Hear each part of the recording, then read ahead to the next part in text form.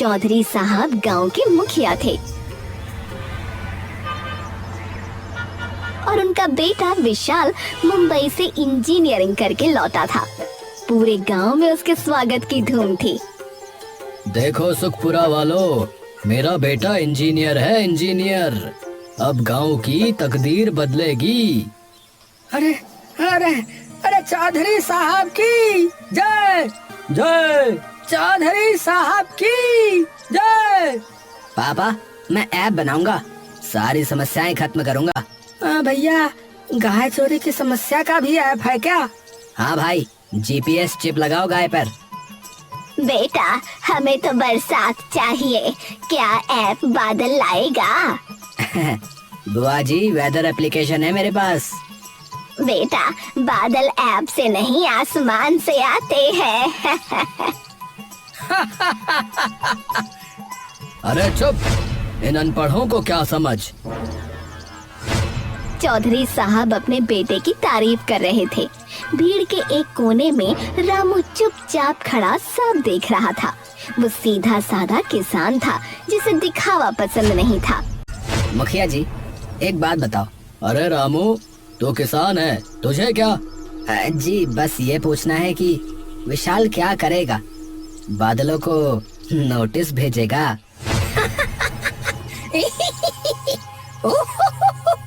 अरे मैंने बहुत कुछ सीखा है, तुम क्या जानो? अच्छा तो बता, धान बोने के लिए मिट्टी कैसी होनी चाहिए बता। वो मुझे कोडिंग आती है, किसानी नहीं। जी, इसीलिए पूछ रहा हूँ कि आप क्या करेंगे। रामू, बहुत हुआ, चलो घर। अरे ये लोग जमीन के बारे में कुछ नहीं जानते, ऐप से मानसून बुलाएंगे। मुखिया जी, रामू सही कहता है, फसल सूख रही है, ठोस समाधान चाहिए। अरे मैं ड्रोन लाऊंगा, ड्रोन से पानी छिड़केंगे। भैया, तालाब सूखे, ड्रोन में पानी कहाँ से लाओगे? ये मैं सोचूंगा, मैं एक्सपर्ट हूँ, मैं सोच के बताऊंगा। पहले मिट्टी में हाथ डालो, फिर पता चलेगा मानसून क्या है। चल सावित्री, खेत देखने चलें।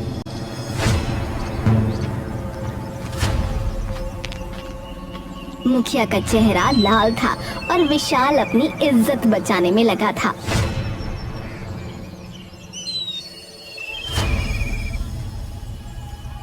पूरे गांव की विशेष बैठक बुलाई गई।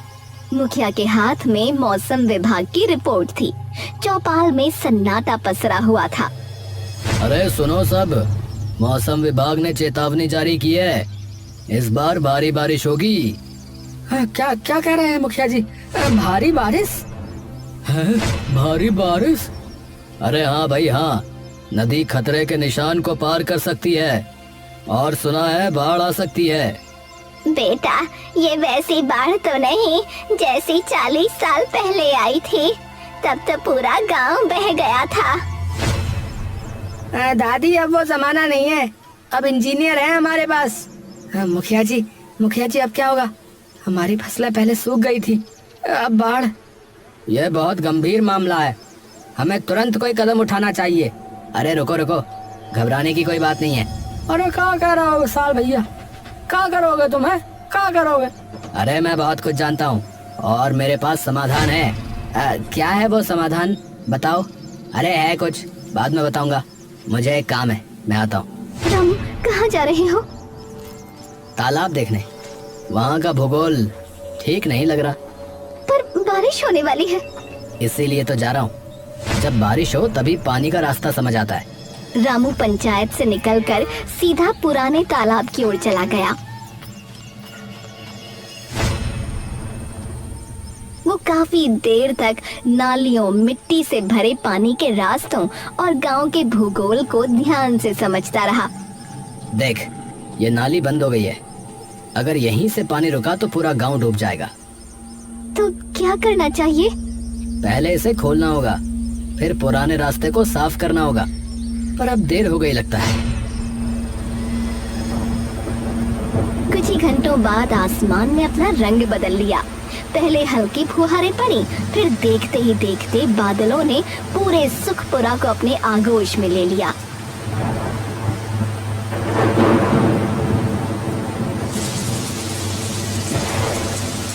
फिर फिर लगातार 15 दिनों तक बारिश होती रही।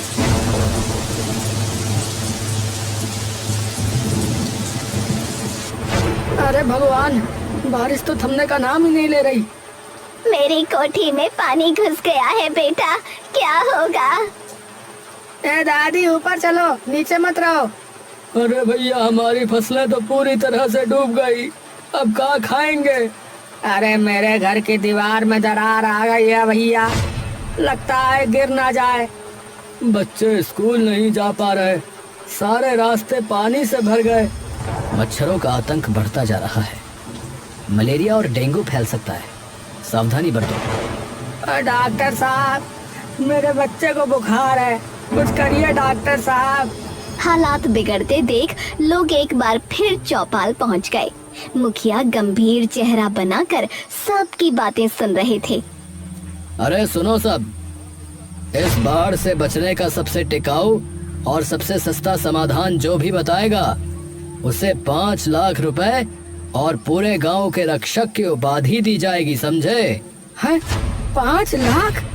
हाँ, 5 लाख? अरे भाई वाह, मेरी योजना है। देखिए, ऊंची दीवार बनाइए, पक्की दीवार। नहीं नहीं, बड़े पंप लगाओ, पानी बाहर निकालो। अरे भैया, आधुनिक मशीनें लाओ, पानी सोखने वाली, समझे? अरे नदी का रुख मोड़ दो भैया, किनारे बांध बनाओ। अरे रुको रुको, एक एक करके बताओ, कल सब अपने मॉडल लेकर आना, फैसला होगा। पापा, मेरे पास सबसे बेहतर प्लान है, कल देखिएगा। अरे रामू, तू कुछ क्यों नहीं बोलता रे? तेरे पास कोई सुझाव नहीं है क्या? सुझाव तो हैं, पर कल बताऊंगा, पहले मुझे कुछ जांचना है। तुझे क्या जांचना है? पानी का रास्ता, पुराना रास्ता जो हमारे बुजुर्गों ने बनाया था।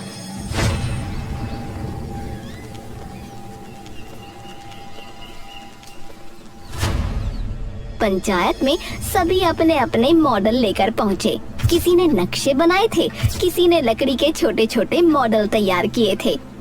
अरे देखो मेरा मॉडल, 3 बड़े पंप लगाएंगे, सारा पानी निकल जाएगा। हाँ। अरे बकवास, पंप से क्या होगा? अरे दीवार चाहिए भैया, दीवार, ठोस दीवार। अरे नहीं नहीं, अरे मशीनें लाओ, जापानी तकनीक वाली, यहाँ उससे ही होगा काम। अरे अमेरिकी तकनीक बेहतर है भैया। अरे चुप, सब चुप। देखो, ये है मेरा प्लान, नदी के ऊपर advanced hydro electric power plant. हैं? का बोला ये अंग्रेजी में बकर बकर? अरे मतलब आधुनिक जल विद्युत संयंत्र, वो पानी भी रोकेगा और उससे बिजली भी बनेगी, समझे? अरे क्या बात है भैया, क्या बात है। अरे बिजली भी बनेगी और पानी भी नियंत्रित। अरे भैया, ऐसा हो जाए तो गांव हमेशा के लिए सुरक्षित हो जाएगा भैया। हाँ देखा, मेरे बेटे का दम, इंजीनियर है, इंजीनियर। अरे विशाल भैया की जय, विशाल भैया की जय। अरे भैया, आपने तो कमाल ही कर दिया। और सबसे अच्छी बात, इसकी लागत सिर्फ 30 लाख रुपए है। गांव वालों की मदद से हम ये कर सकते हैं। हाँ, 30 लाख? हाँ, मैंने खुद डिजाइन किया है। लोग विशाल के समाधान से इतने प्रभावित हुए कि किसी और की बात सुनने को तैयार ही नहीं थे। रामू अभी भी चुपचाप पीछे खड़ा सब देख रहा था। तू क्यों नहीं बताता अपना प्लान? क्योंकि उनकी नजर ऊपर है, नीचे नहीं। मैं कहूँगा तो सुनेंगे नहीं। तो अब क्या करेगा? उन्हें देखने दो, जब पानी आएगा तब पता चलेगा कि असली समाधान क्या है। क्योंकि विशाल का बताया गया प्लान बहुत ज्यादा समय लेगा, इन लोगों को ये समझ नहीं आ रहा है।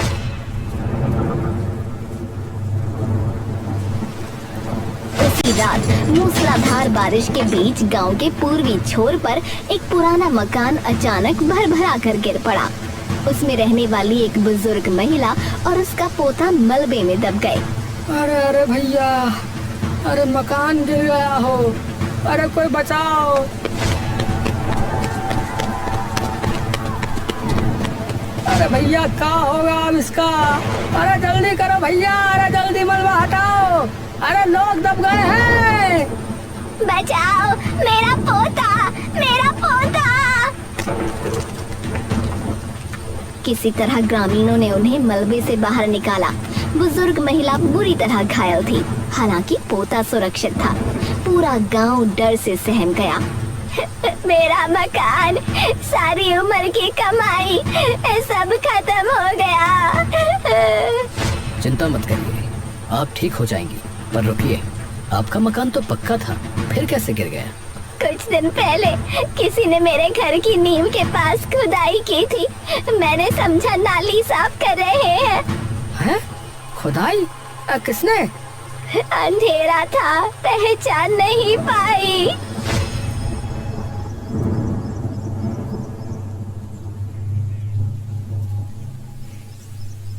अगली सुबह विशाल ने पूरे गांव के सामने दुख जताया। लोगों की निगाहें उस पर टिकी थीं। देखिए, ये बहुत ही दुख की बात है। अगर हम समय रहते मेरा आधुनिक समाधान अपनाते तो शायद ये हादसा टल जाता। सच कह रहे हो विशाल भैया, बिल्कुल। और एक बात, कल रात मैंने गांव में कुछ संदिग्ध गतिविधियां देखी। संदिग्ध? क्या मतलब? उम्मीद करता हूं कि कोई हालात का फायदा नहीं उठा रहा होगा, जानबूझकर नुकसान पहुंचाने की कोशिश। क्या कह रहे हो विशाल भैया? किसी ने जानबूझकर? मैं किसी पर उंगली नहीं उठा रहा, बस कह रहा हूं कि सतर्क रहें। उसकी निगाहें एक पल के लिए रामू पर टिक गईं। पूरी चौपाल ने वो नजरिया देख लिया। रामू ने कोई जवाब नहीं दिया। वो बस चुपचाप खड़ा रहा, मानो कुछ सोच रहा हो। उसे बस इतना याद था कि पिछली रात उसने दूर से विशाल की गाड़ी उसी दिशा से लौटते हुए देखी थी जहां मकान गिरा था। रामू, उसने तुम्हारी तरफ देखा। हाँ, मैंने देखा। तुम कुछ बोलते क्यों नहीं? समय आने पर सब सामने आ जाएगा, अभी तो बस पानी और ऊपर आने दो। पर तुम्हारा नाम तो... मुझे अपनी सफाई नहीं देनी। ये जो सच है ना, वो पानी की तरह अपना रास्ता खोज लेता है। चल, अब कुछ करना है। रामू मुड़ा और फिर से पुराने तालाब की तरफ बढ़ चला। रामू ने अब चुपचाप अपना काम शुरू कर दिया। वो दिन में खेत में काम करता दिखता, लेकिन रात में गांव के पश्चिमी कोने में पड़ी 100 साल पुरानी जल निकासी नाली के पास जाता और धीरे धीरे उसमें जमी मिट्टी और कचरा साफ करने लगता। अरे रामू, ये तो पुरानी नाली है भाई, क्या फायदा होगा? अरे भाई, यही नाली पूरे गांव के तालाबों को नदी से जोड़ती है। बस भर गई है, साफ होगी तो पानी अपना रास्ता खोज लेगा। और ये तालाब